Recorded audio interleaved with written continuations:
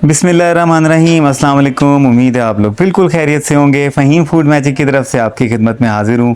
दोस्तों, बहुत ही स्पॉन्जी, बहुत ही सॉफ्ट मार्बल केक की रेसिपी आपके लिए लेके आया हूँ। और ये केक हम without oven, without electric beater बहुत ही परफेक्ट तरीके से तैयार करने वाले हैं। तो उसके लिए सबसे पहले हम अपने केक का मोल्ड रेडी करेंगे। आप चाहें तो घर की कोई भी देगची, कोला, बर्फ़ जमाने वाला कुछ भी ले सकते हैं, कोई फ़र्क नहीं पड़ता। सबसे पहले आप अच्छी तरह से ऑयल से इसकी ग्रीसिंग कर लेंगे और उसके बाद उसके ऊपर बटर पेपर लगा के उसको भी ऑयल से इसकी ग्रीसिंग कर लेंगे। और इसके बाद एक खूबसूरत सा बाउल लेंगे और उसमें 4 अदद अंडे शामिल करेंगे।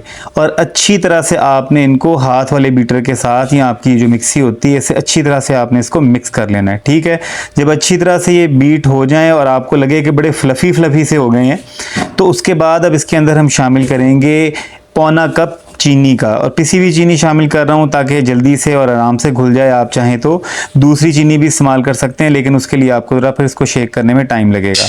बस एक चीज़ का आपने ख्याल रखना है कि जो भी चीज़ डाल लें उसको बेहतरीन मिक्स करना है। जितना अच्छा आप मिक्स करेंगे उतना ही अच्छा आपका केक तैयार होगा। इसके बाद अब इसमें हम शामिल करेंगे पौना कप दूध का। और दूध आपने शामिल करना है रूम टेम्परेचर का, ठंडा आपने शामिल नहीं करना। आपने कोई भी चीज़ केक के बैटर में ठंडी शामिल नहीं करनी, सब रूम टेम्परेचर वाली जाएंगी। और फिर इसमें शामिल करेंगे पौना कप कुकिंग ऑयल का और हाफ़ टी स्पून इसमें शामिल करेंगे वनीला एसेंस का। और उसके बाद फिर आपने इसको बहुत अच्छी तरह से मिक्स कर लेना है। एक दफ़ा ये मिक्स हो जाए तो उसके बाद इसमें हम शामिल करेंगे 2 कप मैदा।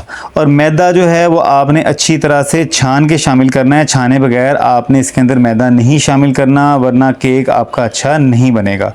लें जी, मैदा भी हमने छान के शामिल कर लिया है। अब इसके बाद इसमें हम शामिल करेंगे 1 टेबलस्पून भर के बेकिंग पाउडर का। ठीक है, लें जनाब, अब इसके बाद आपने अपने बैटर को मिक्स करना है बहुत अच्छी तरह से। अच्छा भला इसको रगड़ा लगेगा, हो सकता है कि आपकी कलाई थोड़ी सी थक जाए, लेकिन आपने परवाह नहीं करनी।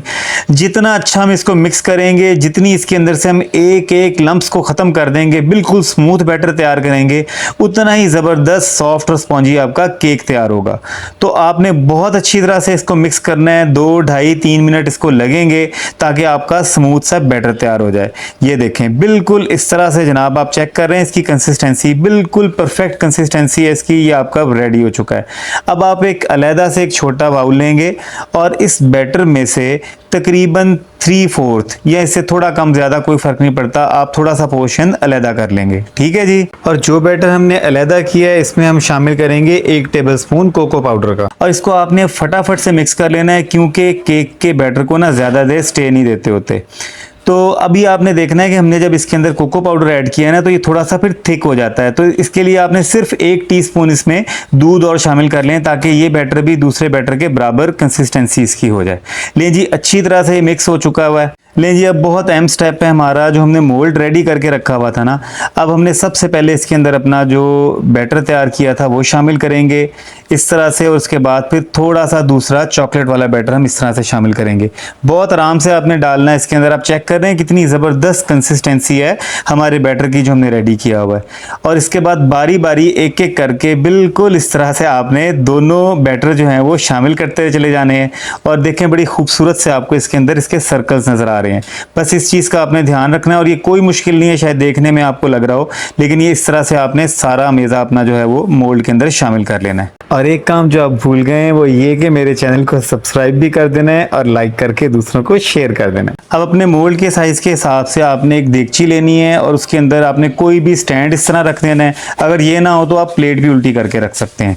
और उसके बाद जो हमने अपना केक वाला मोल्ड है वो उठा के अपने इसके अंदर रख देना है। टोटल 50 मिनट हमने इसको ढक के पकाना है। शुरू के 5 मिनट आपने इसका फ्लेम हाई कर देना है ताकि अच्छी तरह से हीट इसमें डेवलप हो जाए।